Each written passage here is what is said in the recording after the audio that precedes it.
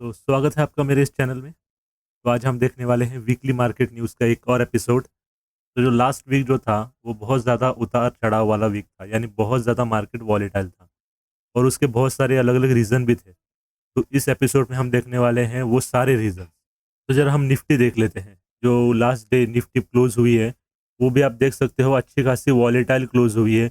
यानी previous close के around ही आप देख सकते हो ऊपर नीचे एक ही दिन में इतना ज़्यादा वॉलेटाइल रहा। और अगर हम 5 दिन में देखें या पूरे हफ्ते में देखें, तो पॉज़िटिव है 1.18% का है इसमें, ग्रोथ है उसमें। वॉलेटाइल कितना था? अब कितना यहाँ तक ऊपर तो चला गया, लेकिन उसके बाद देख लीजिए मार्केट इतना डाउन हुआ, यानी 1.6% डाउन है उसके अब से लास्ट हफ्ते के अंदर। तो लास्ट वीक 1 फरवरी को बजट अनाउंस हुआ है। तो आप देख सकते हो यहाँ पे 1 फरवरी जहाँ मार्केट इतना डाउन था, वहाँ से आप देख सकते हो इतना अप गया था मार्केट। यानी जो बजट है वो मार्केट को पसंद आया। अच्छा खासा आप देख सकते हो यहाँ से यहाँ तक अप है। यानी 2.6% अप गया था बजट के बाद। यानी मार्केट को बजट पसंद आया है। लेकिन फिर भी मार्केट इतना वॉलेटाइल है। तो सबसे पहले हम देखने वाले हैं बजट के की टेकअवेज़। और ये जो बजट दिया गया है वो फाउंडेशन है और ब्लूप्रिंट है आने वाले 25 साल के लिए। ठीक है? ऐसा एफएम यानी अपने फाइनेंस मिनिस्टर का कहना है। तो जो बजट यहाँ पे अनाउंस हुआ है वो है 39.45 लाख करोड़ का, जो फोकस कर रहा है इंफ्रास्ट्रक्चर के ऊपर ज़्यादातर, ताकि अपने जो इकोनॉमी है उसको बूस्ट कर सके। और जो फिस्कल डेफिसिट है, आप देख सकते हो वहाँ पे 6.9% है ऑफ जीडीपी, और जो हमने एक्सपेक्ट किया था वो था 6.8%, जो स्लाइटली ज़्यादा है। और कैपेक्स पुश यानी जो कैपिटल एक्सपेंडिचर है वो 35% गेन कर दिया है, यानी कि 7.5 लाख करोड़ का है, जो कि आप देख सकते हैं यहाँ पे 5.5 लाख करोड़ का था 2021 में। जो नेक्स्ट पॉइंट है वो है अफोर्डेबल हाउसिंग। तो इस बजट में 80 लाख जो हाउसेज है यानी घर है वो प्रधानमंत्री Awas Yojana under under allocate होने वाले हैं, जिनकी प्राइस होने वाली है 48,000 करोड़। ठीक है, वो भी अर्बन और रूरल्स के लिए। और ये जो हाउसेस है 80 लाख वो 23 तक कंप्लीट होने की एक्सपेक्टेशन है। तो इससे जो अफोर्डेबल हाउसिंग का मार्केट है उसको थोड़ा बूस्ट मिलेगा। तो एक और इम्पोर्टेंट इसमें पॉइंट आता है अपडेटिंग रिटर्न्स। तो अगर टैक्स पेयर जो है उसने अगर आरटीआई फाइल किया है और उसमें कुछ एरर्स है, तो वो 2 साल के अंदर उस एरर को ठीक कर सकता है, अनलेस वो पकड़ा जाए। पकड़ा जाने के बाद वो उस एरर को या उस गलती को वो ठीक नहीं कर पाएगा। जो टैक्स डिडक्शन लिमिट है स्टेट गवर्नमेंट एम्प्लॉयज़ के लिए वो इंक्रीज़ कर दी गई है एनपीएस यानी नेशनल पेंशन स्कीम के लिए 14% 10% से। और नेक्स्ट पॉइंट जो है वो डिजिटल करेंसी है। जो भी डिजिटल असेट है उसके ऊपर अभी 30% का टैक्स लगेगा। 30% जो भी उसके अंदर डिजिटल एसेट्स आते हैं उस पर आपको 30% टैक्स देना पड़ेगा। तो एलटीजीएस जो है उसके ऊपर जो सरचार्ज लगता है वो भी इंक्रीज कर दिया गया है। अभी 10% था पहले, अभी 15% कर दिया है उसने। तो एक और पॉइंट है डिजिटल करेंसी के बारे में। तो जो सेंट्रल बैंक है वो डिजिटल करेंसी अनाउंस करने वाला है नेक्स्ट फिस्कल ईयर में, जो कि ब्लॉकचेन पे टेक्नोलॉजी को सपोर्ट करेगी। आत्मनिर्भर भारत के अंडर 2000 किलोमीटर का नेटवर्क और एक्सपांड होने वाला है, जो वर्ल्ड क्लास टेक्नोलॉजी और सेफ्टी एंड कैपेसिटी के लिए होगा, ज़्यादातर फोकस किया जाएगा। नेक्स्ट है ईवी बैटरी स्वैपिंग पॉलिसी। तो यहाँ पे जो प्राइवेट सेक्टर्स आते हैं उनको इनकरेज किया जा रहा है इनोवेटिव बिजनेस मॉडल बिल्ड करने के लिए, यानी डेवलप करने के लिए, इस पॉलिसी के अंडर। नेक्स्ट है 5G रोल आउट। जो स्पेक्ट्रम का ऑक्शन है वो भी जल्द होने वाला है। और यहाँ पे सेंटर गवर्नमेंट है वो इंसेंटिव भी देगी कि इनकरेज करने के लिए मैन्युफैक्चरर्स को, ताकि वो 5G को बूस्ट कर सके, 5G टेक्नोलॉजी को बूस्ट कर सके, और जो विलेजेस है उनको भी ऑप्टिकल फाइबर से और ब्रॉडबैंड से जल्द कनेक्ट कर सके 2025 तक। डिफेंस इंपोर्ट को रिड्यूस करने के लिए और आत्मनिर्भर भारत को प्रमोट करने के लिए, ताकि इक्विपमेंट जो आर्म फोर्सेस को लगते हैं वो इंडिया में ही हो पाए, उसके लिए 68% जो भी बजट का है उसको दिया गया है, जिसकी वजह से डोमेस्टिक डिफेंस इंडस्ट्री जो भी है उसको बूस्ट मिलेगा, उसके उनको और इंकरेजमेंट मिलेगा, ताकि वो डिफेंस के लगने वाले जो भी प्रोडक्ट है, जो भी इक्विपमेंट है वो यहीं बना सके। Animation and gaming. तो जो animation, gaming, visual effects, comic ये जो आते हैं ना, तो गवर्नमेंट को लगता है कि इसके अंदर बहुत ज़्यादा पोटेंशियल है एम्प्लॉय यानी जॉब क्रिएट करने की। तो इसके लिए टास्क फोर्स जल्द से जल्द सेटअप करने वाली है गवर्नमेंट, जो कि डोमेस्टिक और मार्केट और ग्लोबल डिमांड दोनों को फुलफिल करने के लिए कोशिश करेगी। Solar modules. तो यहाँ पे गवर्नमेंट डोमेस्टिक जो मैन्युफैक्चरिंग है वो चाहती है 280 गीगाहर्ट्ज़ तक इंस्टॉल हो पाए, जो सोलर एनर्जी की अपनी कैपेसिटी है उसको बढ़ाना चाहती है 2030 तक। और इसके लिए उन्होंने जो पीएलआई स्कीम है उसमें और 19,500 करोड़ की एडिशन कर दिया है, ताकि प्रोडक्शन जो है हाई एफिशिएंसी मॉडल बना पाए यहाँ पे। तो अब देखते हैं कि मार्केट ने लास्ट वीक कैसे परफॉर्म किया है। यहाँ पे आप देख सकते हो मार्केट ने रिबाउंड किया है यहाँ पे लास्ट वीक के अंदर, और उसमें से जो 80 स्मॉल कैप्स है उन स्टॉक्स ने 10 to 47% गेन किया है।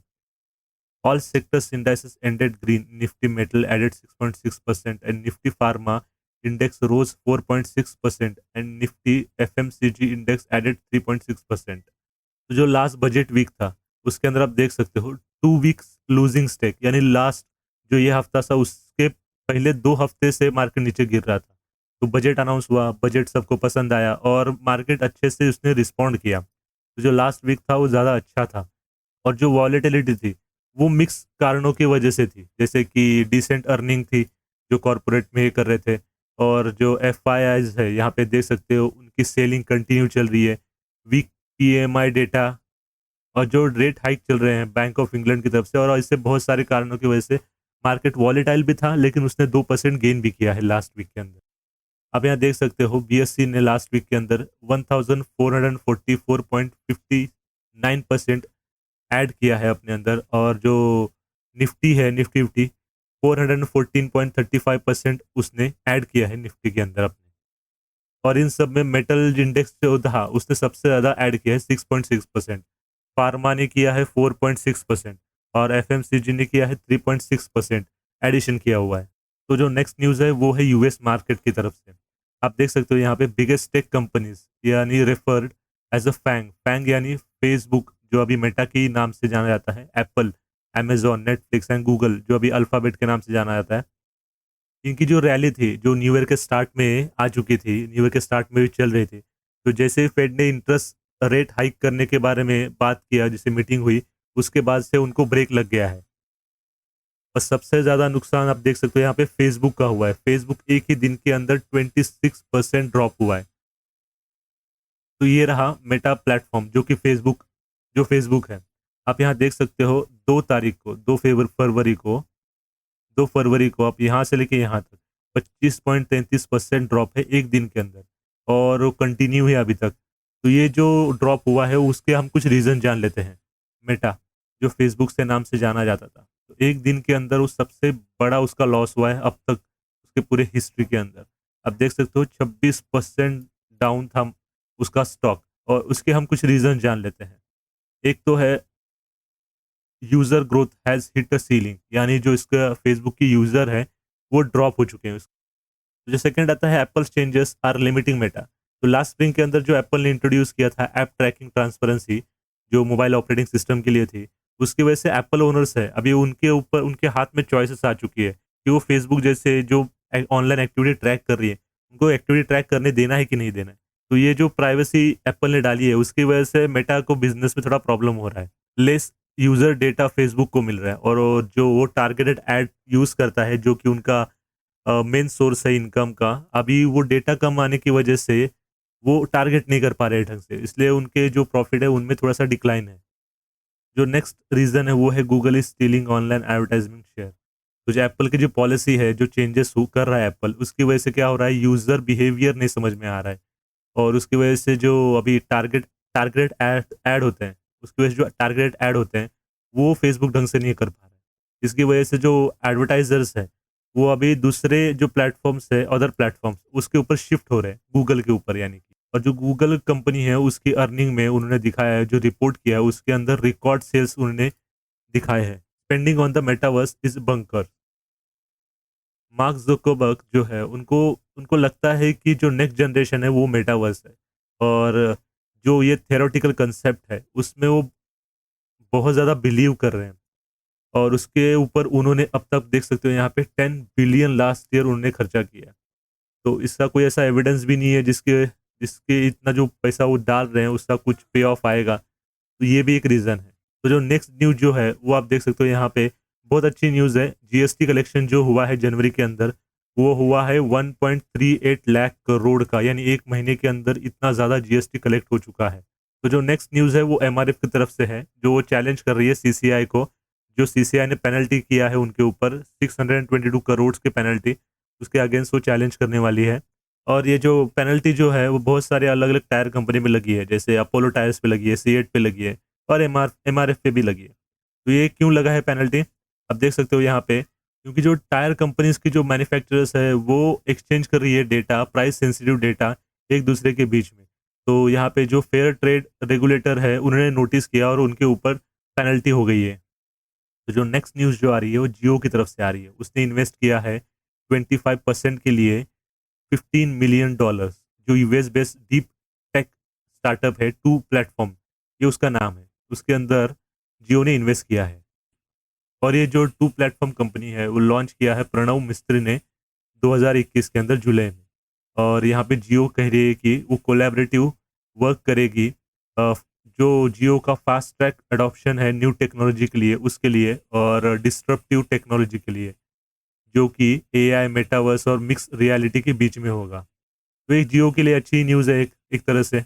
और जो नेक्स्ट न्यूज़ है वो है शिप्ला की तरफ से। आप देख सकते हो शिप्ला ने 32.49% स्टेक अक्वायर कर लिया है सोलर पावर फर्म के अंदर, जो कि एएमपी एनर्जी ग्रीन 11 है, जो मुंबई बेस्ड एक कंपनी है। यहाँ पे हम कुछ बल्क डील के बारे में देख लेते हैं। जो विजय केडिया है उन्होंने 3 जनवरी को 40,007 equity share Ambika cotton mills के खरीदे हैं, जो उनको 2,243 रुपए का पड़ा है। और जो नमूरा है उसने भी 1 करोड़ शेयर खरीदे हैं धानी सर्विस के, जो उनको 153 पर शेयर पड़ा हुआ है। और जो सीरम इंस्टीट्यूट है उन्होंने 3.58 लाख इक्विटी शेयर्स बेच दिए हैं।